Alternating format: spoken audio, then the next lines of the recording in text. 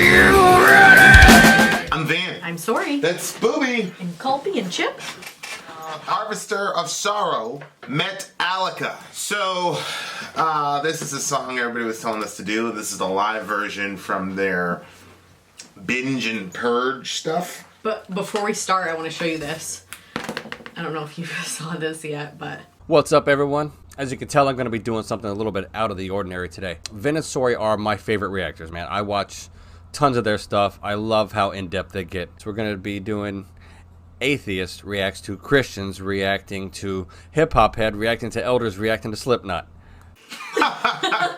Who is this? So, Verbal Droppings, I guess is the Verbal Droppings is the name of his channel.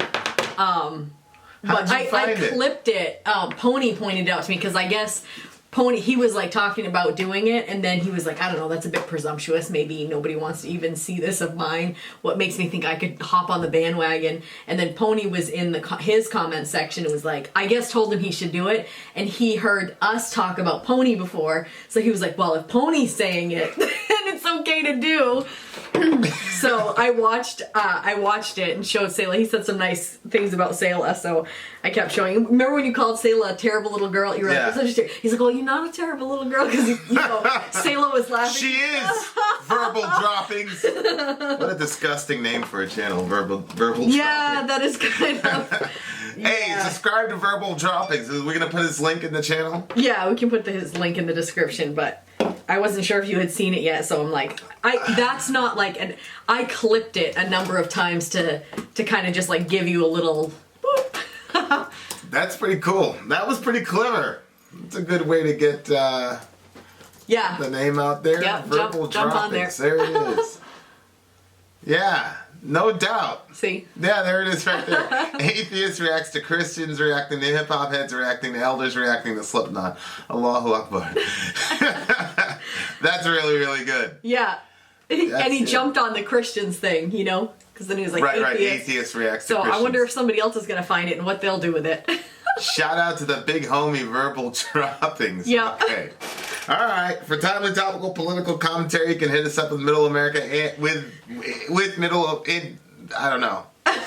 Middle America. Check out my channel. With Vin and Sori. And then My Sori Life, if you want to see kind of behind the scenes with our family and, I don't know, some goings on around. Harvestor of Sorrow. Let's do it. Okay. Ready? Go. Hey friends, we having some fucking fun tonight or what? We got ourselves some nutty friends here tonight, I see already, man. So we're gonna do some shit off the latest album. You got the Justice album, don't you? Right on. So another question, you read the lyrics, right? Alright, so no excuse for not singing the fuck along, alright? This also is a really fucked up one, so sounds really good when you knock shit together, man. It's always a good sound, like your heads, your hands, your vocal cords, your tits, whatever you fucking got. It's titled Harvestor of Sorrow.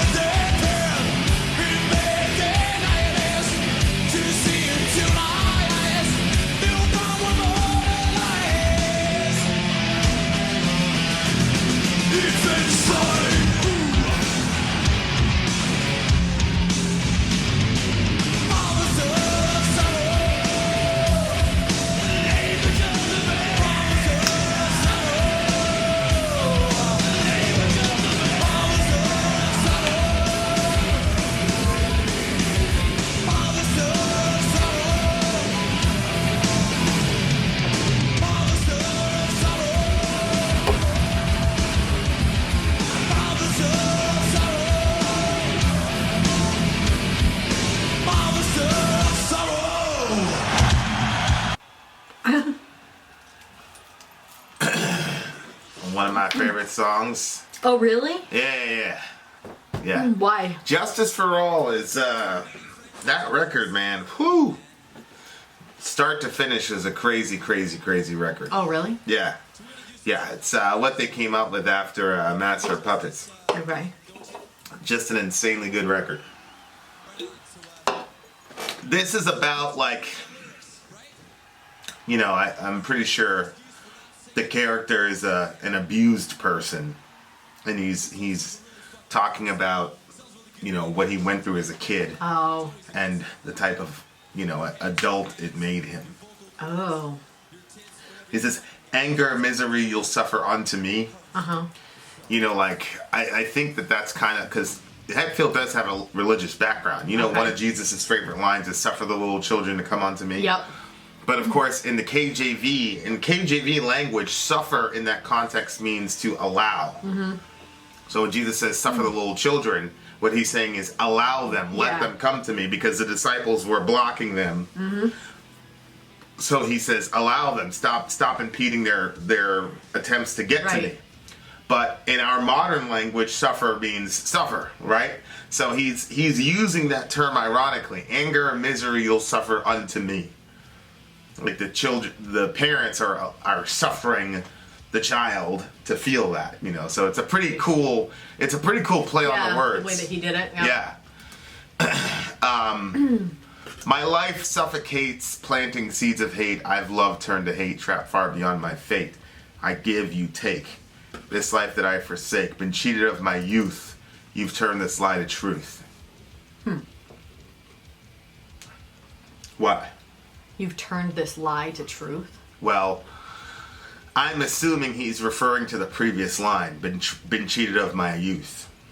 And a parent would say, no, you had a good childhood. You had a good childhood. Oh, yeah. See what I'm saying? Yeah. So he's basically saying, well, if that's a lie, then you've turned it to the truth. Because, you know, the way that his childhood did actually cheat him of his youth. I see. And, you know, my mom and I would have these giant battles about that. I'd say, you know, I never had a childhood because of you and your crazy decisions. And she just, shut up. You know, like, we go back and forth. I mean, that's a pretty hard thing to hear as a parent, you know, where the kid says he never had a childhood. Yeah. So, you know, that's always one of the things that you don't want to ever hear your kid say as a parent, much less, you know, your kid becoming world famous and millions of people now know that your child believes that you stole their childhood from them. Probably not a good feeling. Well, obviously, you know, his mom had died by that time, you know, because his mom, you know, they were Christian scientists. They didn't do any of the medicine or whatever, geez, so she ended up dying, I think. Oh. And then I'm pretty sure he was estranged from his dad after high school. So. Oh, okay. Yeah.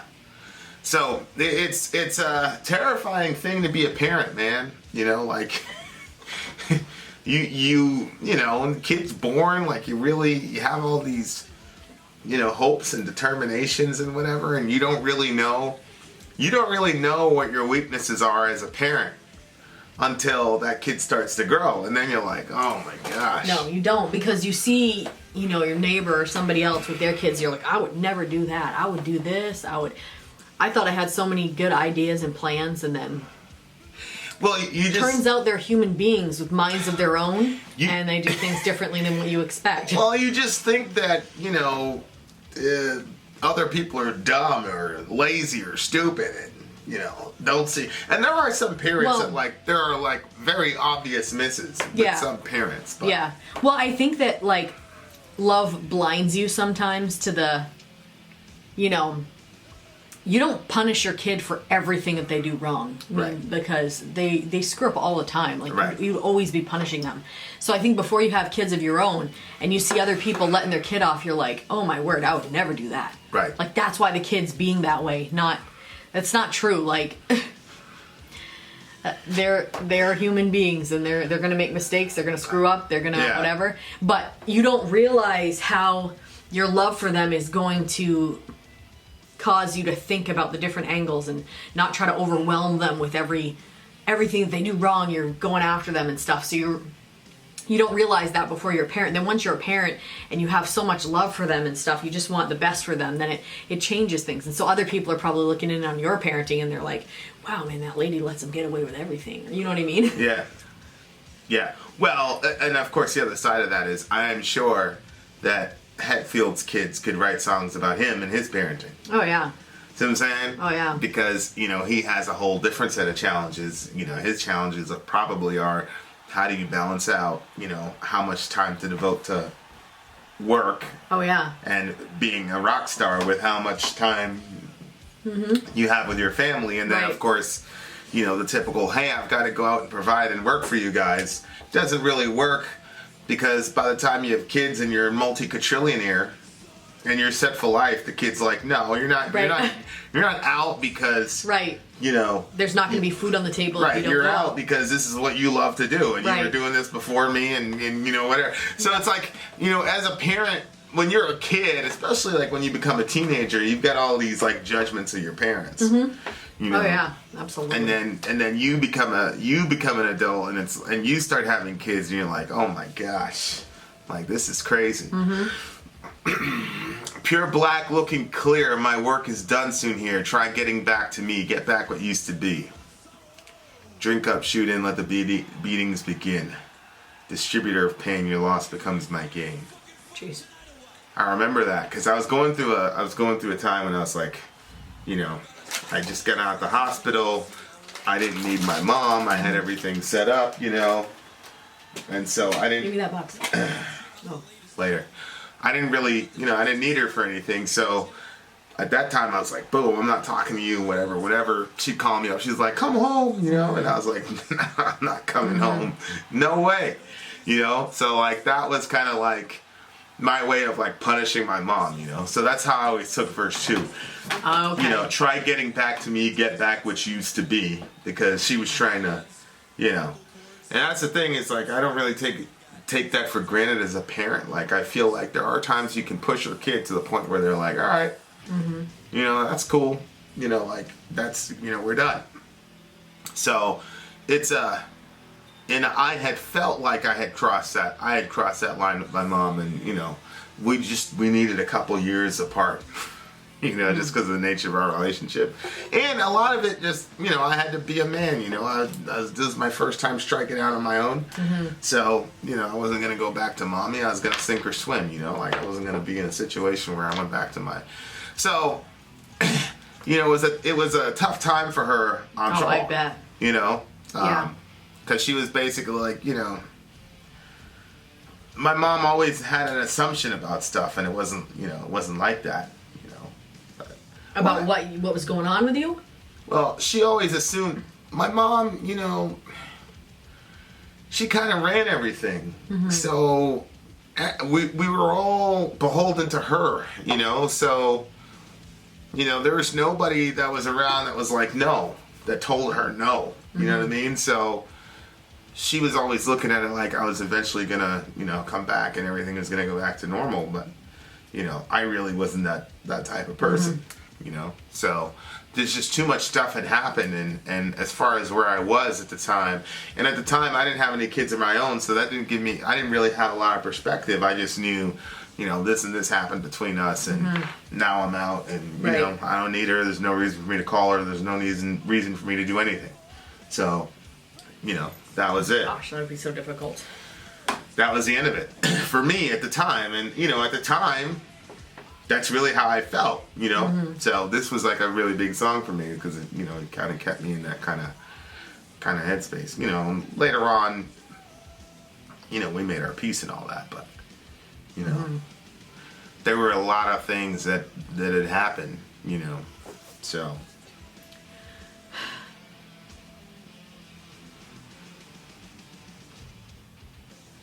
and to see into my eyes, you'll find where murder lies. Infanticide! Ooh. Yeah, that was always my favorite line. What was infanticide again? It's when it's when a parent kills an infant. Okay. So, like homicide when you kill a Homo sapien. Yeah. Yeah. Patricide, is that when they kill the father? You kill your father, and matricide, you kill your mom. Yeah. And fratricide is when you kill your brother, and think it's actually sororicide when you kill your sister. Or sororicide, I think. But yeah, I mean, I felt like that line, I always used to have that line as like, you know, he was killed since he was a baby. Like from the moment he was born into that family, they killed him in that sense. Yeah. You know, so I always interpreted it that way. So that's how I would interpret it. How else could you interpret that? Yeah, I mean, literally, I guess, but yeah, but I mean, if you look at the context of the song, this is obviously somebody who was able to grow up. But yeah, I mean, that's kind of how I took the song, and that's kind of where the song found me at that point in my life, you know? I was like, yo, I'm good, like, I don't, you know. Imagine writing a song like this and then having all those people singing it with you.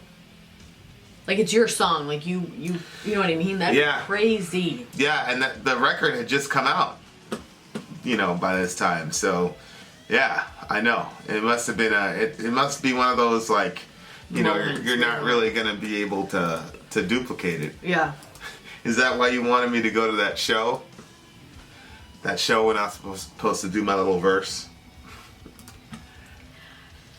No, not for that reason. Just because I thought that was, like, so cool that you were going to get that opportunity.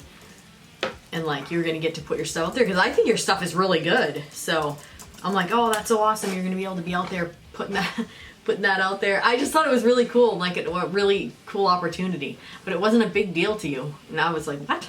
Yeah. Yeah, I just, yeah. And your name was already on the flyer, so I'm like, and you just didn't show up? Yeah. I'm like, you can't do that. Oh my gosh. Yeah, I can. Well, yeah, I know. You do what you want. Yeah, look, sororicide, I was right. That's weird. Yeah, I mean, yeah, my name was on the bill thingamajiggy, but, you know, it's fine. They'll survive without me. I saw the video. Yeah? He just did my verse. Well, yeah, I mean, what else is he going to do? It's not like he's going to be like, moment of silence because the big homie didn't show up. I had the best verse on that song, though. Yeah, and you do it the best. Wasn't even close. So, it was like... What do you give the song? Probably 8.5. You know what? I might not be a Metallica person. Have I, like... There's very few Metallica songs that I'm like, that's really good. You've never really scored Metallica very high, and everybody always wants to blame me for your hatred of Metallica.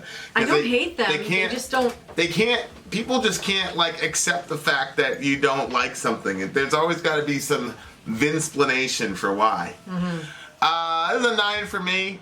It's probably a nostalgic 9 because it just brought back a lot of memories. But yeah, it's really not even an 8.5 for me. I'm just saying that.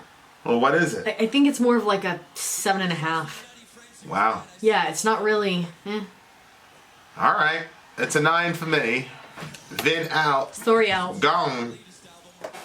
You got the Justice album, don't you? Right on. So, another question. You read the lyrics, right? All right. So no excuse for not singing the fuck along. All right. This also is a really fucked up one, so sounds really good when you